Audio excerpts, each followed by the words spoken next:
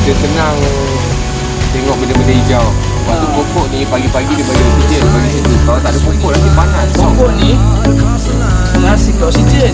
Kita nak menafkahkan oksigen. Yang kita hirup ni, hirup. Itu apa yang hirup? Hirup tu oksigen. Oksigen tau. Lagi Pokok banyak. ni, dia buat oksigen. Sebab tu kita boleh nampak daripada pokok lah. Tak ada pokok. Kenapa? Nanti Sebab dah tu, panas boleh tutup pokok. Pun boleh. sebab tu nanti balik rumah kan suruh abang, mak, ayah, ibu, umi, bapa tanam pokok banyak-banyak. Okey. Tapi bukan tanam dalam rumah tau. Jangan tanam dalam atas star pun tak boleh. Kita tanam musim tanah. Kabut.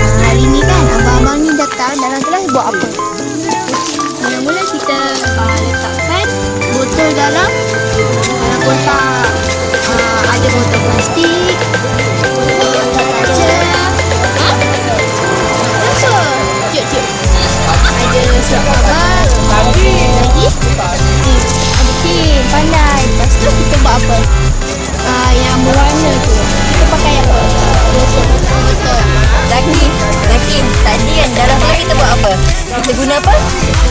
Botol, teh, lagi kertas. Kita letak dalam apa? Dalam kotak. Okey, tadi kat luar kita main apa? Bowling. Kita guna apa? Botol. Botol apa? Plastik. Dengan apa? Bola tu kita buat daripada apa?